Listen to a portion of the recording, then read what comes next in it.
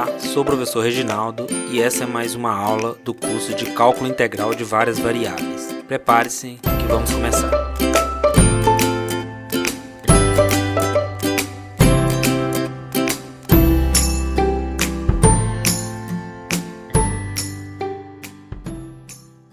Nessa aula nós vamos continuar nosso conteúdo sobre campos conservativos e vamos tentar estabelecer algumas equivalências sobre esses campos, né? Antes disso, precisamos estabelecer duas definições, né? O que é um conjunto conexo por caminho e o que é um conjunto simplesmente conexo. Porque as condições que a gente vai estabelecer dependem dessas definições. Então, são definições bem simples. A primeira, o que é um conjunto conexo por caminhos, né? A gente começa com um conjunto U, que é um conjunto aberto, significa que é um conjunto sem o bordo.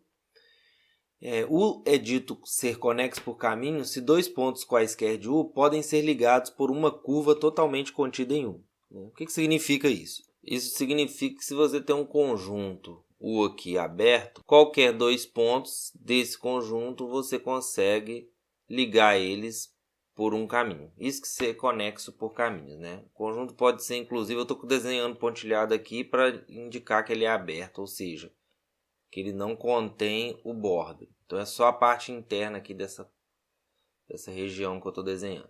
Então imagina que o U foi isso, ele também é conexo por caminho, né? Porque mesmo esses dois pontos aqui, você consegue encontrar um caminho que sai de um e chega em outro.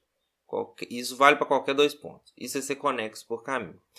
E ser simplesmente conexo significa que ele é conexo por caminho, né? E que ele não tem buraco. Então, como é que a gente define isso matematicamente? Dizer que um conjunto não tem buraco é dizer que toda curva fechada C contida em U, a região delimitada por ela, está totalmente contida em U. Então, um conjunto que é simplesmente conexo é um conjunto que tem essa propriedade. Por exemplo, esses dois que eu desenhei são simplesmente conexos. Qualquer curva que você pegar fechada, o que é uma curva fechada? Ela começa e termina no mesmo ponto, né?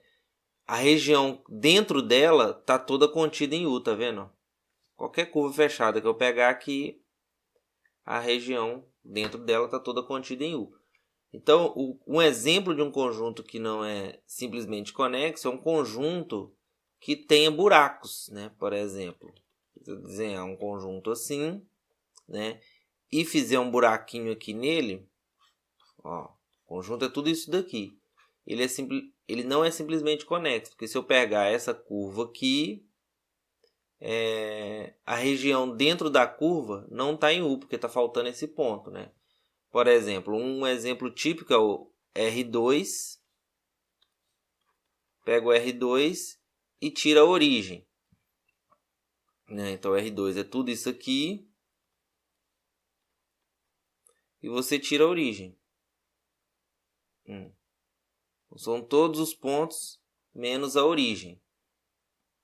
E esse conjunto não é simplesmente conexo, justamente porque ele é tudo isso daqui e tem um buraquinho no meio. Então, essa é a ideia intuitiva do que é um conjunto simplesmente conexo. Dito isso, a gente consegue enunciar o nosso principal teorema sobre campos conservativos no plano. Então, seja F um campo com coordenadas P e Q, um campo vetorial de classe C1, definido em um conjunto, um domínio simplesmente conexo U, né? Isso aqui só vai valer quando o conjunto é simplesmente conexo, a gente vai ver exemplos disso daqui a pouco. Neste caso, as seguintes condições são equivalentes. A integral de linha f dr sobre C é igual a zero, qualquer que seja a curva fechada C, C1 por partes em U. Então, essa afirmação é equivalente a essa, que f é conservativo, que é equivalente a f ser um campo gradiente, que é equivalente a derivada da segunda coordenada em relação a x é igual à derivada da primeira coordenada em relação a y, em U.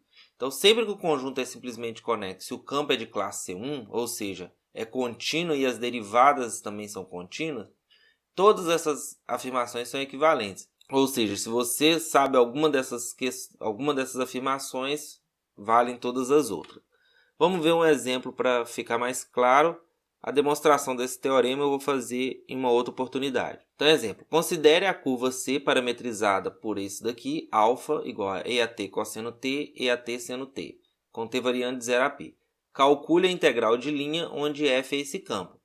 Se você tentar fazer essa integral pela definição, você vai encontrar uma integral muito difícil de resolver, né?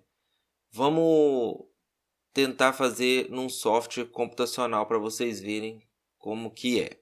Mas antes disso, vamos ver que curva é essa daqui. Essa curva ela é uma espiral. Por que ela é uma espiral?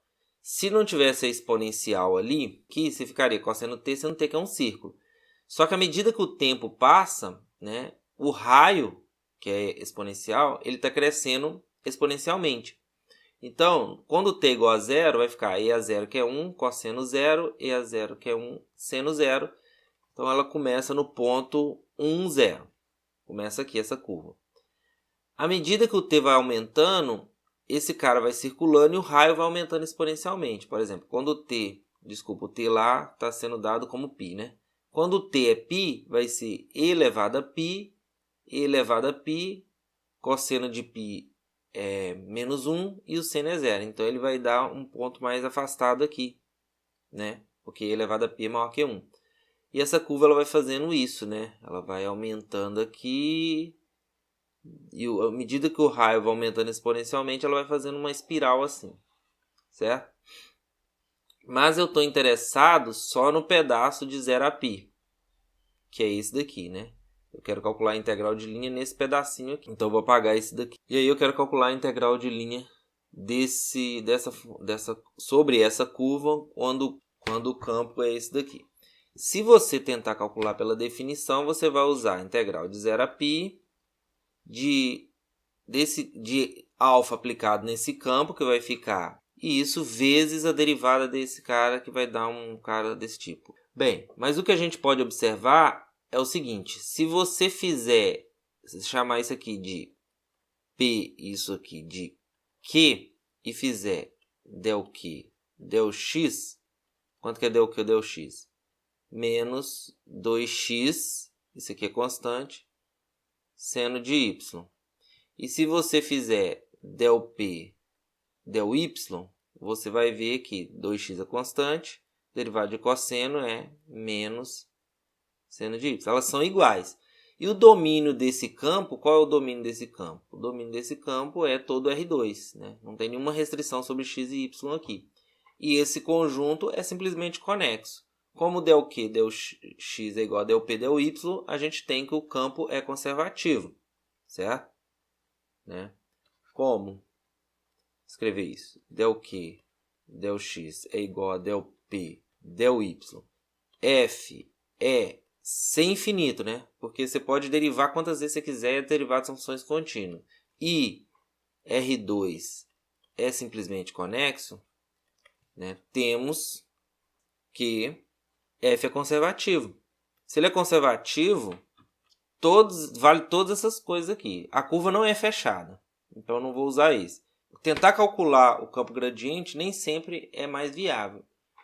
O que vale mais a pena, na maioria dos casos, é usar que ele é conservativo, né? Ou seja, ele independe do caminho. Então, como ele independe, a integral independe do caminho, em vez de eu escolher esse caminho aqui, eu vou escolher esse caminho aqui, ó. Vou escolher o caminho que vai daqui até aqui, onde esse ponto aqui a gente calculou, ele é e elevado a π, né? E aí, esse caminho é muito fácil de parametrizar, né? Então, eu vou escolher o caminho beta de t, que vai ser... Só que esse caminho beta está nessa direção. Então, essa curva aqui eu vou chamar ela de... Essa aqui é a curva C, né? Eu vou chamar essa aqui a curva de C1. Ou seja, beta está parametrizando, né, C1 menos. Então, eu vou ficar o seguinte. A integral de C de f dr, como o campo é conservativo, é igual à integral de C1 f dr, que é menos a integral calculada sobre essa parametrização. Então, vai ser a integral de menos e a π até 1 de f aplicado nessa parametrização, né? Lembrando que f é esse cara aqui, Então, x vai ser t e y vai ser 0. Seno de 0 vai dar 0, vai zerar essa parte, só vai ficar esse cara.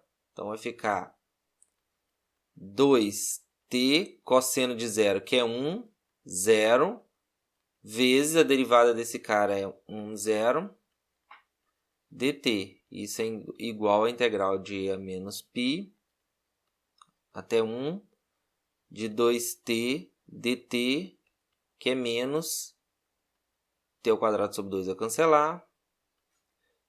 T variando, aqui faltou um menos e a π até 1, que é igual a menos 1 menos do teorema fundamental do cálculo. Com esse menos vai dar mais desse cara ao quadrado, que é e a 2π. Essa integral ficou muito mais simples de calcular, porque o campo é conservativo, a gente pode escolher um caminho diferente, ligando os mesmos pontos. Agora, para finalizar, eu vou deixar esse exercício para vocês tentarem resolver, né?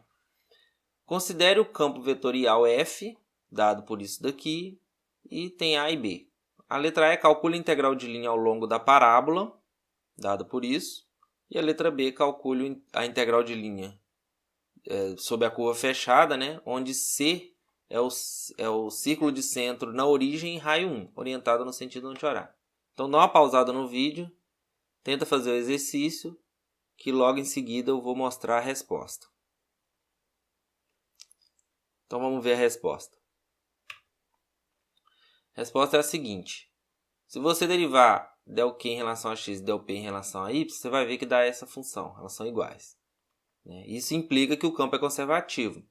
Aqui tem que ter um cuidado. Esse campo está definido em todo R2 menos na origem, menos no ponto 0, 0.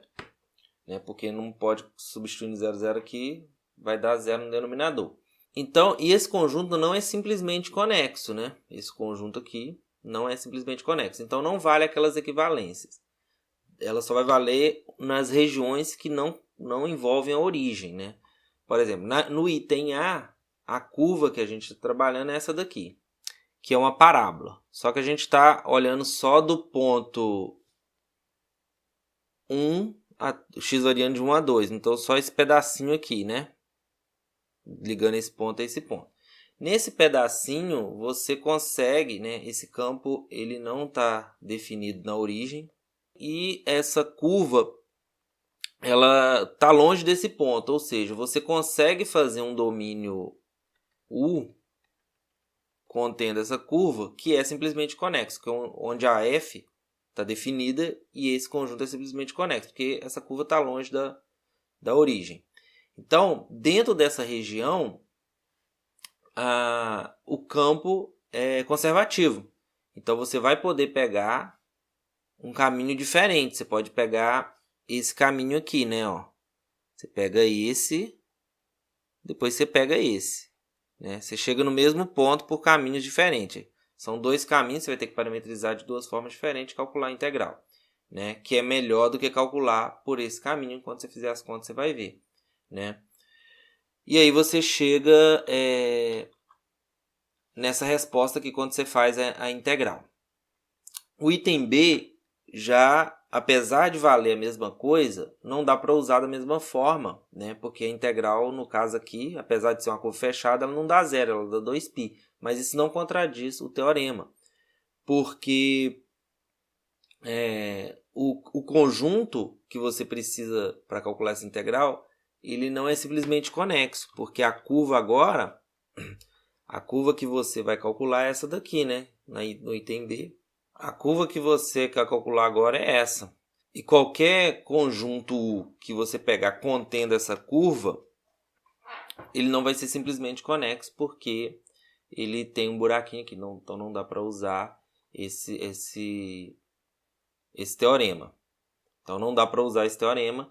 E aí você tem que fazer na mão mesmo, No caso, usa definição, parametriza esse círculo da forma αt igual a cosseno t seno t, e usa a definição, e você vai chegar que essa integral é igual a 2π.